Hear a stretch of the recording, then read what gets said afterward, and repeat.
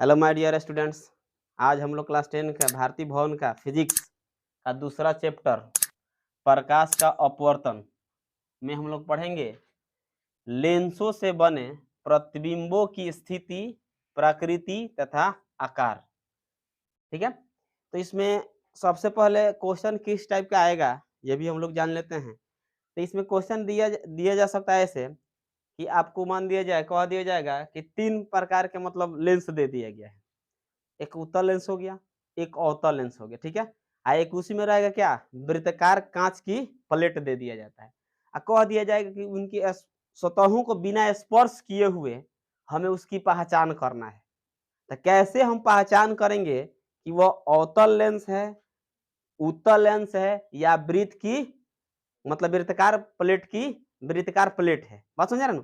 ये क्वेश्चन रहेगा, यानी कि ये आपको 3 प्रकार के मतलब लेंस दे दिया जाएगा, चाहे कांच दे दिया जाएगा। उसमें एक अवतल लेंस होगा, एक उत्तल लेंस होगा और एक वृत्ताकार प्लेट होगा। और उसी को मतलब बिना स्पर्श किए हुए हमको क्या करना है, उसकी पहचान करना है कि कौन उत्तल लेंस है, कौन अवतल लेंस है और कौन वृत्ताकार प्लेट है।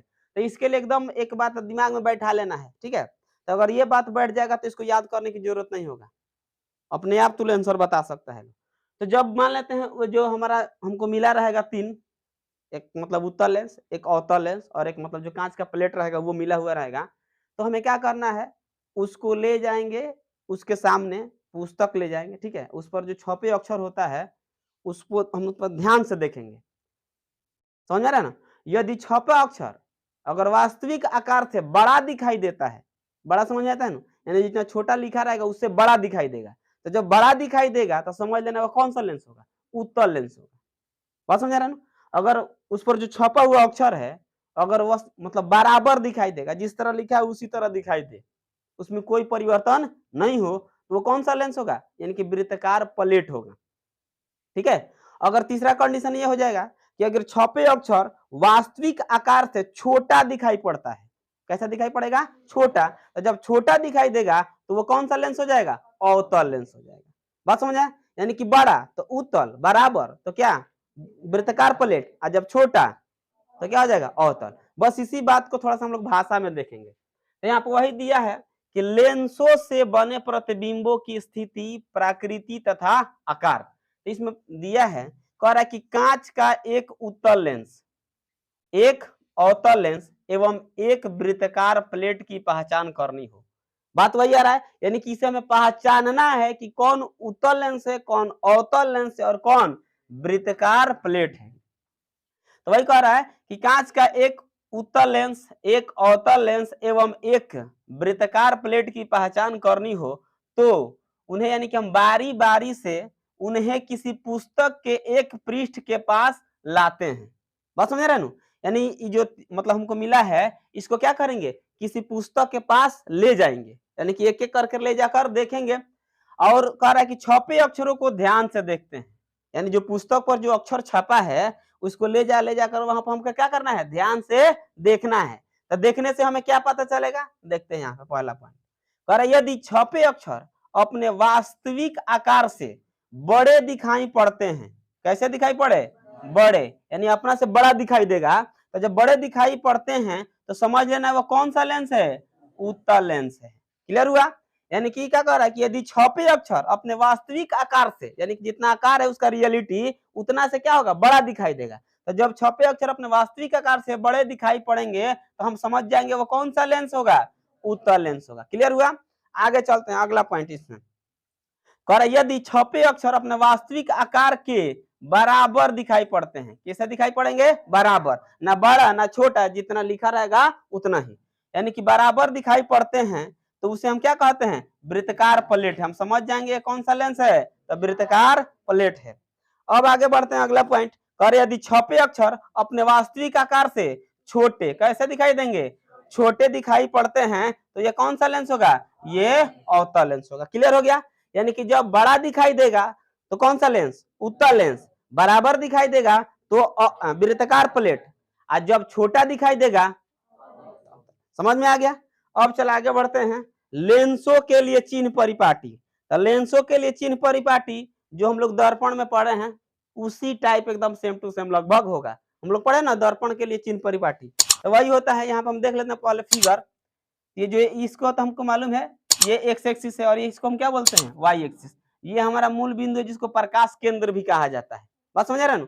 अब यहाँ से देखेंगे तो हम पहले से भी जानते हैं कि मूल बिंदु से दाएं जाएंगे तो प्लस में, अब बाएं जाएंगे तो माइनस में, ऊपर जाएंगे तो प्लस में। बात समझ रहे हैं ना। और फिर नीचे आएंगे तो माइनस में। ये हमारा पहले से भी कॉन्सेप्ट क्लियर है, खाली इसको एक बार देखते हुए आगे बढ़ लेते हैं।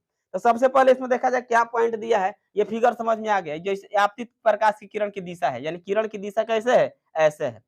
अब यहाँ पर देखते हैं, और लेंस के मुख्य अक्ष को निर्देशांक एक्स डैश अक्ष माना जाता है।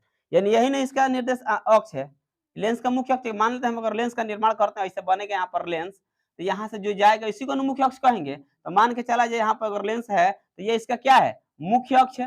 तो वही कह रहा है कि लेंस के मुख्य अक्ष को एक्स और एक्स डैश मान लिया जाता है। यहाँ तक क्लियर है, हम लोग पहले से भी इसको जानते हैं। अगला पॉइंट देख लो क्या कह रहा है, सभी दूरियां लेंस के प्रकाश केंद्र से मापी जाती है। इसमें जितनी भी दूरी है ये प्रकाश केंद्र है, जिसको मूल बिंदु भी कहते हैं, एल से सूचित यहाँ पर किया गया है। ठीक है, तो जितनी भी सारी दूरियां को हमें मापना होता है तो कहाँ से मापा जाता है, यानी उसके प्रकाश केंद्र से मापा जाता है। कहाँ से, प्रकाश केंद्र या मूल बिंदु कहते हैं, यानी कि उसको प्रकाश केंद्र से सारी दूरियां मापी जाती है। क्लियर हो गया।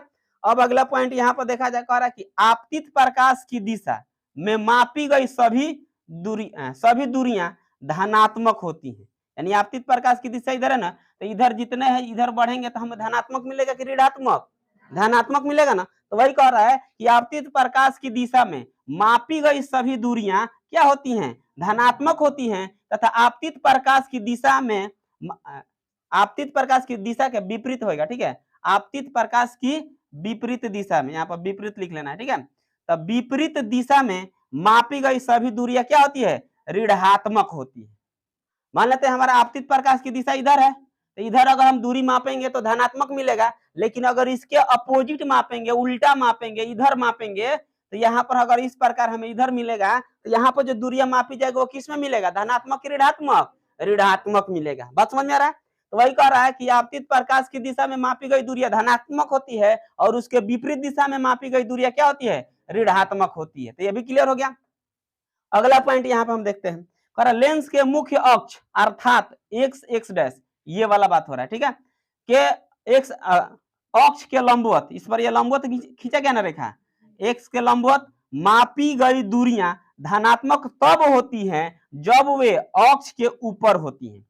कह रहा है इस पर ये जो रेखा है, इस पर ये अभिलंब डाल दिया गया, तो इसका ये इस पर ऊपर या नीचे दो तरह के यहाँ पर जा रहा है ना, एक ऊपर जा रहा है एक नीचे जा रहा है। तो कह रहा है कि इस पर धनात्मक कब माना जाता है, जब यह अक्ष के ऊपर जाता हो, यानी उसकी जो दूरियां हो क्या हो, कब धनात्मक माना जाएगा, जब ऊपर जाएंगे, यानी एक्स अक्ष के ऊपर, यानी कि यहाँ पर जाएंगे तो यहाँ पर हमारा जो दूरिया होगा प्लस में होगा, यानी कि धनात्मक होगा, और नीचे आएंगे तो क्या होगा, ऋणात्मक होगा। यहाँ पर दिख सकता है, देख सकता है लो, देख लो। फिर वही कह रहा है, लेंस के मुख्य अक्ष अर्थात एक्स एक्स डैश अक्ष के लंबवत मापी गई दूरियां धनात्मक तब होती है जब वे अक्ष के ऊपर होती है, यानी अक्ष के ऊपर रहेगा तो धनात्मक, अक्ष के नीचे रहेगा तो ऋणात्मक। फिर देखते हैं, तथा ऋणात्मक तब होती हैं जब अक्ष के नीचे होती है। तो नीचे रहेगा तो ऋणात्मक, ऊपर होगा तो धनात्मक। तो यहाँ तक किसी को कोई दिक्कत नहीं है। एक बात और हम यहाँ पर ध्यान रखेंगे, यानी इस चिन्ह परिपाटी के अनुसार हमें कुछ पॉइंट जो मिला है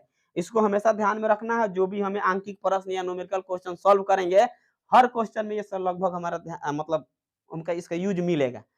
इसको ऑब्जेक्टिव क्वेश्चन में भी पूछा जा सकता है। हम लोग इसके पहले वाले क्लास में भी शायद हम लोग इसका डिस्कशन कर चुके हैं।